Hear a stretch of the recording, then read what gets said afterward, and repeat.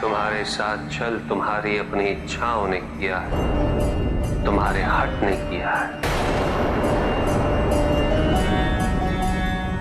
तुम्हारी अपनी सोच ने किया है। ये रहस्य नहीं कि प्रत्येक आत्मा मुक्ति की इच्छुक होती है। जो मरता है वो है पंचभूतों से निर्मित शरीर,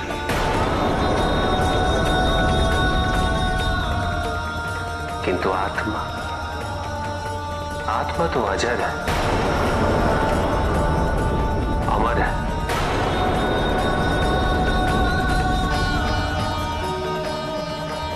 जिसकी यात्रा मोक्ष पर संपूर्ण होगी।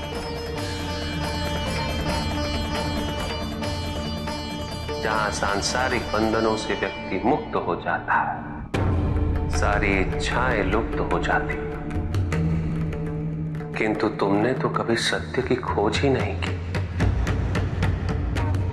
तुम तो सदैव उन तत्वों को ढूंढते रहे जो तुम्हारे अहंकार के पोषण हेतु आवश्यक थे, किंतु सत्य तो यही है कि ना कोई तुम्हारा है और ना तुम किसी के। जो है वो परमात्मा का है और जो नहीं वो भी परमात्मा का ही है। इस शरीर में तुम इस सत्य से अनभिज्ञ हो, किंतु इस शरीर के पूर्व तुम्हें इस सत्य का बोध था और इस शरीर के पश्चात भी रहेगा। प्रश्न ये है कि क्या तुम इस सत्य को अभी स्वीकार करना चाहते हो?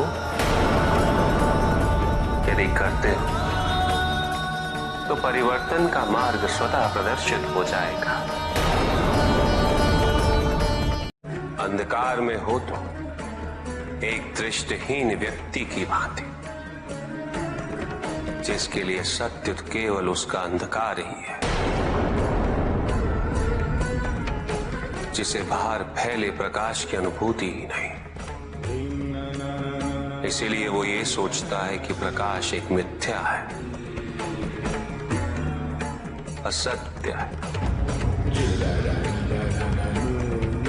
जो सत्य है वो तो केवल अंधकार ही है।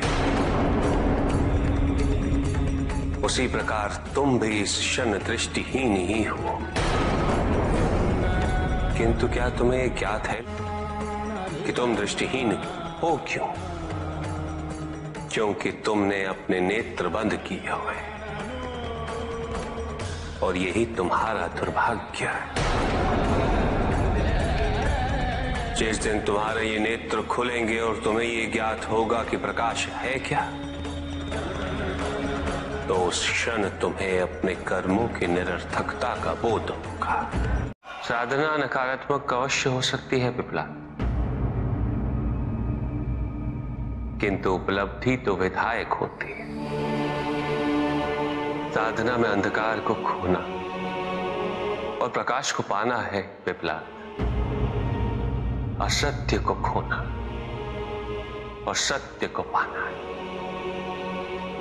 नकारात्मक शब्द तो इस बात के सूचक है पिपला,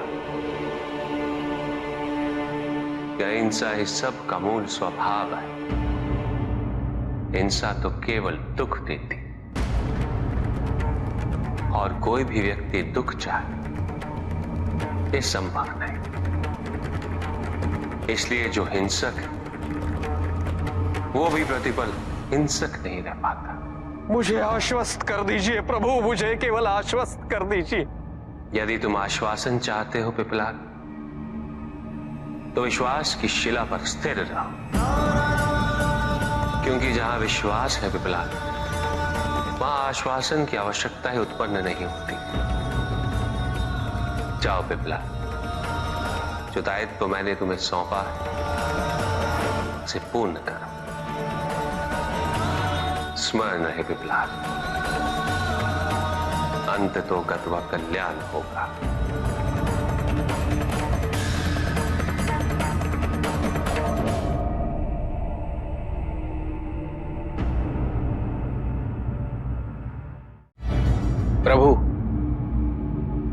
क्या संसार में केवल सुख का होना संभव नहीं है? प्रत्येक आत्मा का लक्ष्य केवल सुख की प्राप्ति ही तो है।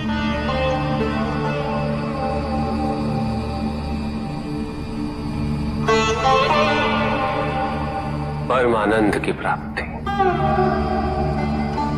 किंतु हम सुख नहीं, सुख को प्रदान करने वाली वस्तुओं को एकत्रित करना ही जीवन का उद्देश्य मान लेते हैं। ये समस्त संसार माया है, सब कुछ नश्वर है।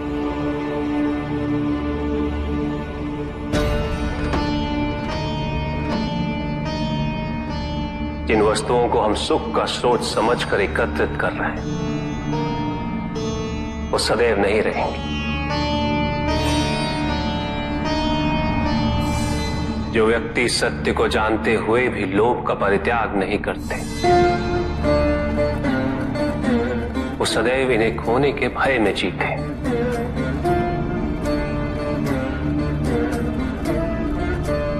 और जो व्यक्ति सत्य को जानते ही नहीं वो अहंकार में जीते।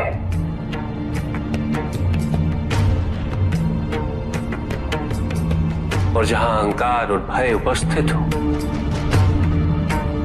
वहां सुख कैसे रह सकता?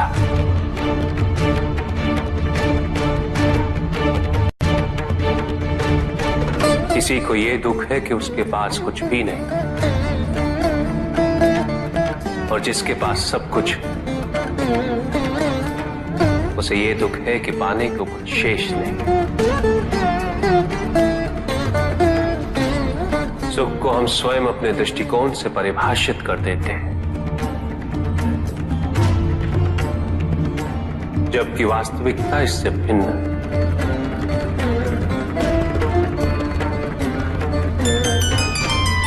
इसलिए आवश्यकता है अनासक्त रहने की। किंतु प्रभु, क्या आसक्ति स्वाभाविक नहीं है? पर दुख का मूल कारण भी तो यही है। आसक्ति हमारे मन की शांति को छीन लेती, उसे भंग कर देती।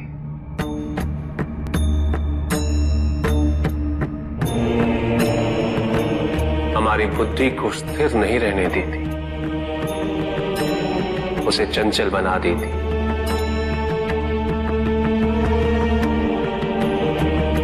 आसक्ति से प्रमाद की उत्पत्ति होती। प्रमाद मद होता है और मद अहंकार का स्रोत है।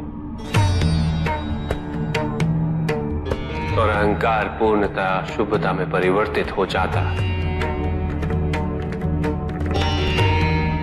अर्थात आसक्ति अशुभता की जननी, इसलिए अनावश्यक है। तो प्रभु, आसक्ति को अनासक्ति में कैसे परिवर्तित किया जा सकता है? और हम आसक्ति से कैसे उबर सकते हैं प्रभु? आसक्ति से मुक्त होना ही अनासक्ति है। आसक्तिहीन होने के लिए अपने और पराये का भेद मिटाना अनिवार्य है।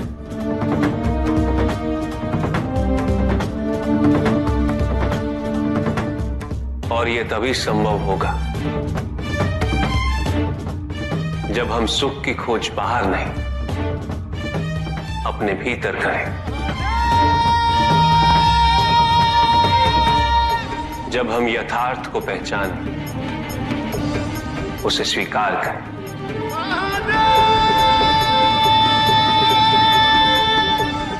हम अपने सुख को सांसारिक तत्वों से परिभाषित नहीं करें। जब तक हम ऐसा करते रहेंगे हम बंधते जाएंगे। जब हम स्वयं अपने भीतर झांकना आरंभ करेंगे, हमारी मुक्ति का मार्ग स्वतः प्रशस्त होता जाएगा। महादेव, आपने हमें दुख का कारण तो बता दिया, किंतु हम भय के बारे में भी जानना चाहते हैं।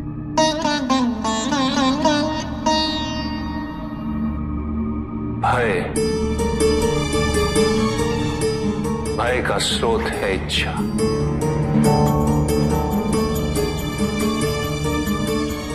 पाने की इच्छा होगी तो उसे खोने का भय भी होगा।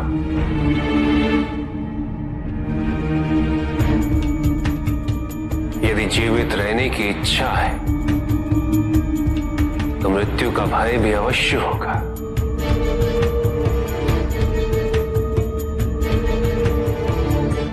किंतु केवल मनुष्य ही नहीं,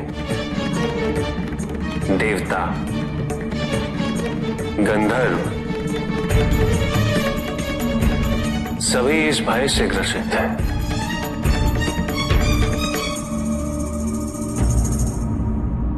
क्योंकि इच्छाओं से मुक्त कोई भी नहीं।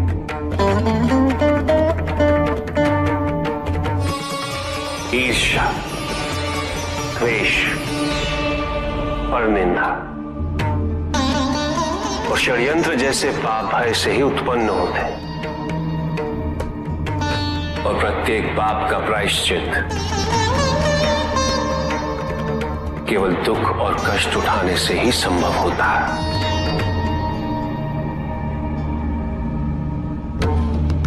इसलिए भय भी अंत में दुख का कारण बन जाता है।